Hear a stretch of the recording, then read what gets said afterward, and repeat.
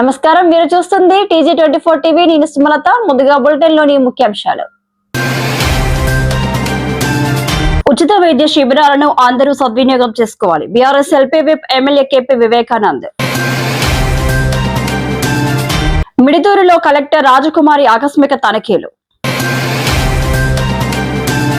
TNGO union కార్యాలయాన్ని ప్రారంభించిన assembly speaker గడ్డం ప్రసాద్ కుమార్. సీఎం రేవంత్ రెడ్డితో ఘనా హై కమిషనర్ భేటీ. ఏపీ SEB రూల్స్ అమలు చేయాలని కార్మికుల డిమాండ్. ఇండిగో విమానంలో సాంకేతిక లోపం. అమరావతి పరేడ్ గ్రౌండ్ లో అగ్నిమాపక వాహనాలను ప్రారంభించిన సీఎం చంద్రబాబు. మేడ్చల్ జిల్లా కుత్బుల్లాపూర్ నియోజకవర్గం సూరారం డివిజన్ 129 సంజయ్ గాంధీ నగర్ లోని మారుతి మెడికల్ హాల్ వద్ద పుష్పాల ఫౌండేషన్ ఆధ్వర్యంలో మల్లారెడ్డి హాస్పిటల్ సౌజన్యంతో నిర్వహించిన ఉచిత వైద్య శిబిరాన్ని BRS LP whip MLA KP Vivekanand ముఖ్య అతిథిగా ప్రారంభించారు. ఈ సందర్భంగా వారు మాట్లాడుతూ ఉచిత వైద్య శిబిరాల ఏర్పాటు ద్వారా పేద ప్రజలకు సేవలను అందిస్తున్న Puppala foundation director division president Puppala Bhaskar, Mallareddy institutes యజమానికి నా అభినందనలు. ప్రపంచ ఆరోగ్య దినోత్సవాన్ని పురస్కరించుకుని ఏర్పాటు చేసిన ఈ ఉచిత వైద్య శిబిరాన్ని నిరుపేదలందరూ సద్వినియోగం చేసుకోవాలన్నారు. అనంతరం ఉచిత వైద్య శిబిరంలో పాల్గొన్న వారికి మందులను పంపిణీ చేశారు. ఈ కార్యక్రమంలో మాజీ కార్పొరేటర్ మంత్రి సత్యనారాయణ, కుతుబ్లాపూర్ నియోజకవర్గ యూత్ అధ్యక్షులు దూదిమెట్ల సోమేష్ యాదవ్, డివిజన్ అధ్యక్షులు రుద్ర అశోక్, పోలే శ్రీకాంత్, డివిజన్ ప్రధాన కార్యదర్శి సిద్దిక్, సీనియర్ నాయకులు మధుమోహన్, ఫెరోజ్, సాజిద్, ప్రశాంత్, బషీరుద్దీన్, ప్రభుదాస్, రవి, ముకుందం, ప్రభుదాస్, కోలా శ్రీకాంత్, హేమలతారెడ్డి, లావణ్య, ధనలక్ష్మి, వెల్ఫేర్ అసోసియేషన్ సభ్యులు ఆర్టీసీ లక్ష్మీనారాయణ, భద్రప్ప, సంజీవరెడ్డి, వరప్రసాద్, అనిల్, రవితేజ, సుమన్, సత్యనారాయణ, అశోక్, కాలనీవాసులు తదితరులు పాల్గొన్నారు. అందరికీ నమస్కారాలు. ఈ రోజు మనం వడదెబ్బ గురించి కూడా గురవుతారు. అసలు వడదెబ్బ అంటే ఏంటి, ఎలా వస్తుంది, దానికి మనం ట్రీట్మెంట్ ఎట్లా తీసుకోవాలో నేర్చుకున్నాం. ఫస్ట్ వడదెబ్బ అంటే 104 డిగ్రీ ఫారెన్హీట్ లో మెదడుకు చేరుతుంది. అంటే మన మెదడులో హైపోథాలమస్ ఉంటుంది. అది మన బాడీ టెంపరేచర్ ని మెయింటైన్ చేస్తుంది, ఎక్కువ కాకుండా తక్కువ కాకుండా. ఎప్పుడైతే మనం వేసవి కాలంలో ఎక్కువ ఎండకి ఎక్స్పోజర్ అవుతామో, అంటే ఎండలో పని చేయడం కానీ ఎండలో తిరగడం కానీ ఇట్లా చేస్తామో, అప్పుడు మన మెదడుకి దెబ్బతిని హైపోథాలమస్ అనేది సరిగ్గా పనిచేయదు. అప్పుడు మన బాడీలో టెంపరేచర్ పెరుగుతుంది. ఎందుకంటే కాటన్ దుస్తులు మనకి చెమట వచ్చినా మన చెమటని పీల్చుకుంటాయి అన్నమాట. అప్పుడు ఏమవుతుందంటే మన బాడీలో ఏదైతే హీట్ ప్రొడ్యూస్ అవుతుందో అది ఈజీగా బయటికి వెళ్తుంది. అదే పాలిస్టర్ క్లాత్ కానీ వేరే క్లాత్ కానీ తీసుకుంటే ఆ హీట్ అనేది బయటికి పోలేకపోతుంది. శరీరంలో నీరు లేకపోవడం, డీహైడ్రేషన్. అంటే ఎక్కువసేపు ఎక్సర్సైజెస్ చేస్తాం కదా, ఎండలో ఎక్కువసేపు ఎక్సర్సైజ్ కూడా చేయొచ్చు అనమాట. వామిటింగ్స్ చేసుకుంటాడు. నెక్స్ట్ తీవ్రమైన జ్వరం. ఆ జ్వరం కూడా 104 డిగ్రీల ఫారెన్హీట్ ఉండొచ్చు, అంతకన్నా ఎక్కువగా ఉండొచ్చు. నెక్స్ట్ వడదెబ్బ తగిలి పడిపోవడం, కళ్ళు తిరిగి పడిపోతారు అనమాట ఎక్కువ ఎండకు ఉండడం వల్ల. తర్వాతకి తల ఎలిగా పించడం, గుండె సాధారణం కంటే ఎక్కువగా కొట్టుకుంటుంది. అంటే నార్మల్గా 72 నుంచి 100 కాకుండా అంతకన్నా ఎక్కువ వేగంగా మన గుండె కొట్టుకుంటుంది అనమాట. ఇవన్నీ ఏ లక్షణాలు కనిపించినా వడదెబ్బ అని మనం గుర్తించవచ్చు. ఇలా ఎండకు తిరగొద్దు. ఇప్పుడు 11 నుంచి 3 గంటలు 4 గంటల మధ్యలో ఎండ అనేది ఎక్కువ కొడుతుంది. సో ఆ టైంలో మనం ఎండకి ఎక్కువ తిరగొద్దు. రోజు చెమట కానీ ఎక్కువ యూరిన్ కానీ వచ్చేస్తుంటుంది అనమాట. ఎందుకంటే స్వెట్ లాస్ అయిపోతుంటుంది హీట్ ద్వారా. సో అవన్నీ రీప్లేస్ చేయడానికి మనం రోజు ఎక్కువ వాటర్ తీసుకోవాలి. నెక్స్ట్ పిల్లలు మరియు పెద్దలు, అంటే ముసలి వాళ్ళు కానీ పిల్లలు కానీ ఎక్కువ హీట్ స్ట్రోక్కి గురయ్యే అవకాశం ఉంటుంది. ఎందుకంటే వాళ్ళ లోపల ఇమ్యూన్ సిస్టమ్ అనేది తక్కువ ఉంటుంది. తెలుసుకుందాం డెంగ్యూ లక్షణాలు. ఏమేమి లక్షణాలు ఉంటాయి డెంగ్యూకి? తలనొప్పి, కండతల నొప్పి, కీళ్ళ నొప్పులు, దద్దుర్లు, ఎముకల నొప్పి, వాంతి రావడం, కంటి నొప్పి, జ్వరం. ఇది డెంగ్యూ యొక్క లక్షణాలు. డెంగ్యూ జ్వరం నుండి కోలుకోవడానికి ఉత్తమమైన ఆహార పదార్థాలు ఏంటి? మనం ఏం తినాలి? శరీర ఉష్ణోగ్రత తగ్గుతుంది. నెక్స్ట్ నిరంతర కడుపు నొప్పి, కంటిన్యూస్ గా మనకు కడుపు నొప్పి అవుతుంది. తల తిరగడం, చక్కెర వస్తుంది కదా మనకు నార్మల్ గా, తల తిరగడం, నిరంతర వాంతులు. 30 ఆకులు తీసుకోవాలి. జ్యూస్ చేసి మనం 30 ఆకులు తీసుకోవడం వల్ల డెంగ్యూ నుంచి మనం కొంచెం ఉపశమనం ఉంటాం.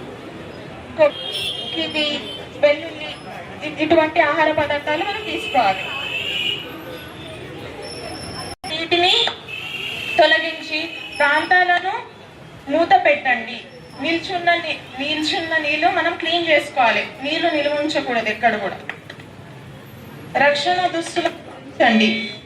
దోమల నివారణ మందులు వాడండి. ఇంటిని శుభ్రంగా ఉంచుకోవాలి.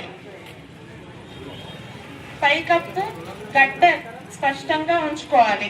మిడుతూరు మండల కేంద్రంలోని మిడుతూరు గ్రామంలో భూ సమస్యలను త్వరగా పరిష్కరించాలని కలెక్టర్ రాజకుమారి ఆకస్మికంగా తనిఖీ చేశారు. రీసర్వే ప్రక్రియపై సమీక్ష నిర్వహించారు.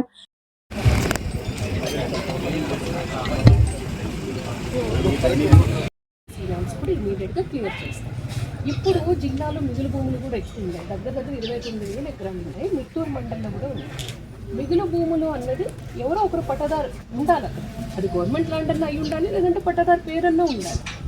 ఆ మిగులు భూములు అన్నీ కూడా ఇప్పుడు విఆర్ఓ లాగిన్ పుష్ చేసాము. వాళ్ళ దగ్గర ఏం డాక్యుమెంట్ ఉందో అది విఆర్ఓకి ఇస్తే అది కూడా మనం మ్యూటేషన్ చేయడానికి రెడీ అవుతుంది. రీసర్వే పూర్తయినా కదా, రీసర్వే పూర్తయిన గ్రామంలో పట్టా భూములు కూడా ఆన్లైన్ ఇక్కడ ఉన్నాయి. ఏళ్ల తరబడి పట్టా భూములు ఉన్న కూడా ఆన్లైన్ ఇక్కడ సరిగ్గా చేయండి. 2009లో అదే చెప్తున్నా, ప్రాబ్లం విత్ ద టీమ్. రీసర్వేలో ఎన్ని కరెక్షన్ చేసుకోవచ్చు. ఈనామం పడింది అట్లా 2 లక్షల కోట్ల కాటా ప్రాబ్లం అదే. మన డిస్ట్రిక్ట్ లో మెయిన్ పూర్వం ఈనాంని పట్టాగా కన్వర్ట్ చేసిన తర్వాత కూడా రీసర్వేలో మళ్ళీ ఈనాంగా పెట్టేశారు. అలా 1,580 ఫైల్స్ మేము క్లియర్ చేశాము. ప్రభుత్వ భూములు కూడా డబల్ పట్టాలు ఉన్నాయి ఇక్కడ. ఇంకొకటి మేడం, ప్రభుత్వ భూములు కూడా అన్యాక్రాంతం అవుతున్నాయి. అది కూడా నా నోటీస్కి వచ్చింది. అందులో కూడా చాలా గ్రీవెన్స్ పిటిషన్స్ ఉన్నాయి. ఏ టైప్ ఆఫ్ గ్రీవెన్సెస్ వస్తున్నాయని చూశాను. ఎక్కువగా మ్యూటేషన్స్ గురించి వస్తున్నాయి. ఇవి కాకుండా గవర్నమెంట్ ల్యాండ్స్ ఎంక్రోచ్మెంట్స్ కూడా ఎక్కువ వస్తున్నాయి. రెవెన్యూ వాళ్ళు కూడా ఆ పొలంలో ప్రవేశించరాదు అని చెప్తే కూడా అక్కడ బోర్డు పెట్టినా కూడా పంట సాగు అది ఒక్క పిటిషన్ వచ్చింది. నేను కూడా అట్లా సాగు చేసుకుంటున్నారు, దిగుబడులు తెచ్చుకుంటున్నారు. మీరు రెవెన్యూ ఎంప్లాయ్ కూడా ఆన్లైన్ చేసుకోండి మేడం. గతంలో ఫిర్యాదు చేసి కూడా ఇంతవరకు పట్టించుకోలేదు. అందుకే ఇక్కడ సమస్యలు అయితే దండి ఉన్నాయి మేడం. అమ్ముకున్నారు కూడా మేడం భూములు. వాళ్ళు రెవెన్యూ సీనియర్ అసిస్టెంట్గా పనిచేసి ఇప్పుడు డిప్యూటీ తహసీల్దార్గా ఉంది. ఆమె అమ్ముకుంది పొలం కూడా. ఆమె పలుసార్లు ఫిర్యాదు చేసినా కూడా పట్టించుకోలేదు. ఏ విలేజ్? ఈ విలేజ్లో మేడం, చంద్రపల్లి గ్రామంలో మేడం. చింతలపల్లి గ్రామంలో ఒక రెవెన్యూ సీనియర్ అసిస్టెంట్గా పనిచేస్తూ రికార్డులు కూడా అసైన్మెంట్ కమిటీ రికార్డులు కూడా సించేసి ఎక్కించి అన్ని తారుమారు చేశారు. ఈ ఇష్యూ ఫస్ట్ టైం నేను వింటున్నాను. ఖచ్చితంగా నేనే పర్సనల్ అటెన్షన్ పే చేసి బుధవారం హైదరాబాద్ మసాబ్ ట్యాంక్ లో టీఎన్జీఓ రంగారెడ్డి జిల్లా యూనియన్ కార్యాలయాన్ని అసెంబ్లీ స్పీకర్ గడ్డ ప్రసాద్ కుమార్ ప్రారంభించారు. ఈ కార్యక్రమంలో TMRAIS vice chairman Faheem Qureshi, TNGO కేంద్రం సంఘం రాష్ట్ర అధ్యక్షుడు మారం జగదీశ్వర్, ప్రధాన కార్యదర్శి ముజీబ్ తో పాటు ఉద్యోగులు, నాయకులు పెద్ద సంఖ్యలో పాల్గొన్నారు. ఈ ప్రారంభోత్సవం ఉద్యోగుల సంక్షేమానికి దోహదపడుతుందని ఆశాభావం వ్యక్తం చేశారు.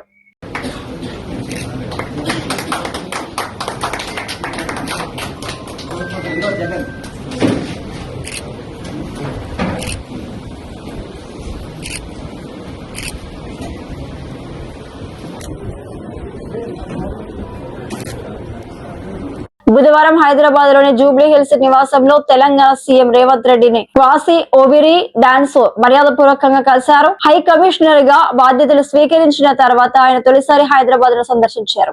ఈ సందర్భంగా ఘన తెలంగాణ మధ్య సంబంధాలు మరింత బలపడాలని, ముఖ్యంగా విద్యా, శాస్త్ర, సాంకేతిక, ఆరోగ్య, వాణిజ్య రంగాల్లో సహకారం పెంచాలని సూచించారు. ఈ ప్రతిపాదనలపై సీఎం రేవంత్ రెడ్డి సానుకూలంగా స్పందిస్తున్నట్లు సమాచారం.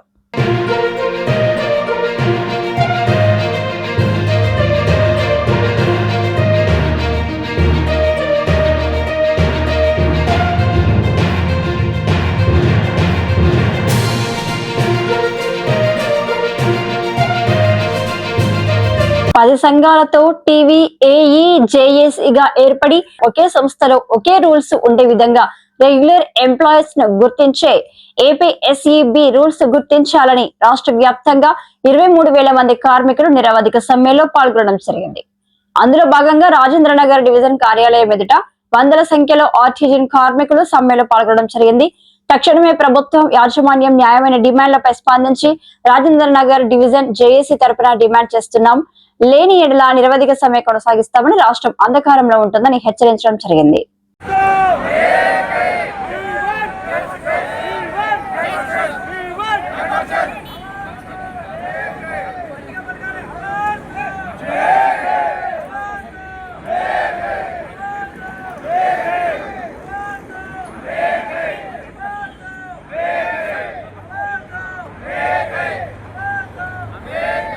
ఇండిగో విమానంలో సాంకేతిక లోపం కలకలం రేపింది. ఇండిగోకు చెందిన విమానం విశాఖపట్నం నుంచి తిరుపతి వెళ్తుండగా అకస్మాత్తుగా సాంకేతిక లోపం తలెత్తింది. లోపం కారణంగా విమానం ఒక్కసారిగా రన్వే పై నిలిచిపోవడంతో ప్రయాణికులు తీవ్ర ఇబ్బందులు ఎదుర్కొన్నారు. ఎయిర్పోర్ట్ లో చిక్కుకుపోయిన ప్రయాణికులు తక్షణమే ప్రత్యామ్నాయ ఏర్పాట్లు చేయాలని అధికారులను డిమాండ్ చేశారు. సమాచారం అందుకున్న టెక్నికల్ టీం వెంటనే లోపాలను గుర్తించి సరిచేసింది. కొంతసేపటి తర్వాత సమస్య పరిష్కారం అవడంతో ఎట్టకేలకు విమానం టేకాఫ్ అయినట్టు అధికారులు తెలిపారు.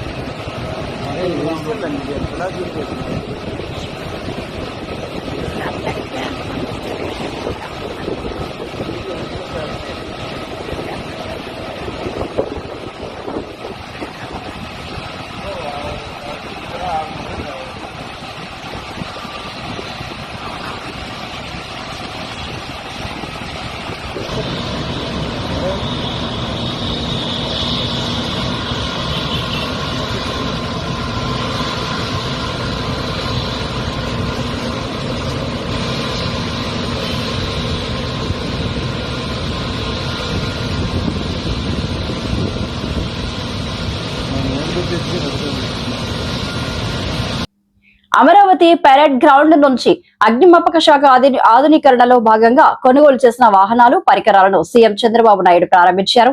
సుమారు 252.93 కోట్ల వ్యయంతో ఈ ఆధునిక వాహనాలు, పరికరాలు కొనుగోలు చేసినట్లు అధికారులు తెలిపారు.